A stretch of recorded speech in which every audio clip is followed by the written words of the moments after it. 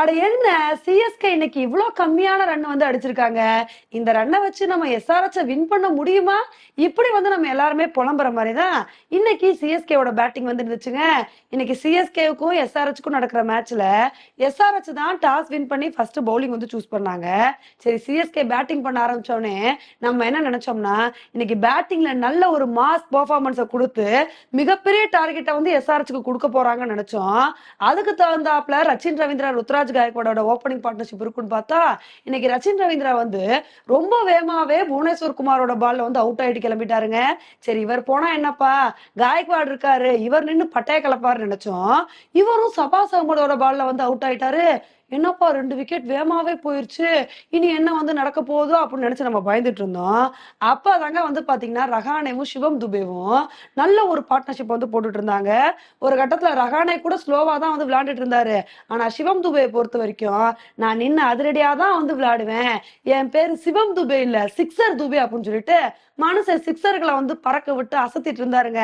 அவரோட இன்னிங்ஸை பார்த்து ஒரு கட்டத்துல நம்ம என்ன நினைச்சோம்னா, இவர் ஹாஃப் செஞ்சுரி அடிச்சு பட்டையை கிளப்பி எப்படியாவது சிஎஸ்கே வந்து கரை சேர்த்துருவாரு, நல்ல ஒரு இன்னிங்ஸ் வந்து கொடுப்பாருன்னு நினைச்சோம்.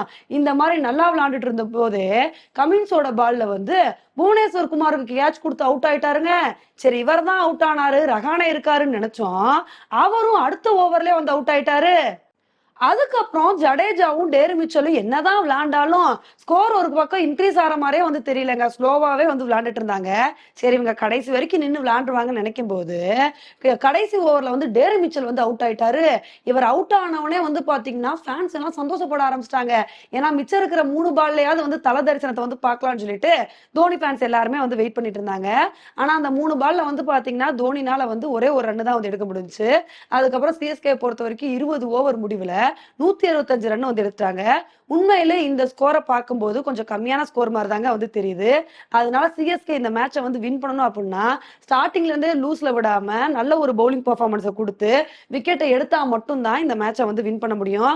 அதை விட்டுட்டு அவங்கள பவர் பிளேலே அடிக்க விட்டுட்டோம்னு வச்சுக்கோங்களேன், இந்த மேட்ச்ல ரொம்ப கஷ்டமா வந்து போயிடும். இன்னைக்கு சிஎஸ்கேக்கு இருக்கிற ஒரு மிகப்பெரிய டிஸ்அட்வான்டேஜ் என்ன அப்படின்னு வந்து பாத்தீங்கன்னா, நம்மளோட ஸ்டார் பவுலர்ஸ் ஆன முஸ்தபிசர் ரஹ்மானும் பத்திரனாவும் இல்லைங்க. இதுதான் ஒரு பெரிய டிஸ்அட்வான்டேஜா வந்து இருக்கு. அதனால வந்து இம்பாக்ட் பிளேயரா வந்து தாக்கூர் வருவாரோ அப்படின்னு வந்து தோணுது. பொறுத்து வந்து பார்க்கலாம், அவர் வந்து நல்ல ஒரு பவுலிங் பெர்ஃபார்மன்ஸை கொடுத்து போட்டு தாக்குறாரு அப்படின்னு சொல்லிட்டு. ஆனா பிச்சை பார்க்கும்போது கொஞ்சம் ஸ்லோவான பிச்சு மாதிரி தாங்க வந்து தெரியுது.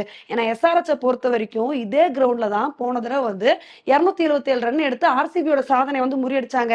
ஆனா இந்த தடவை விளையாடும் போது பார்க்கும்போது கொஞ்சம் பேட்ஸ்மேன்ஸ் வந்து திணற மாதிரி வந்து தெரியுது.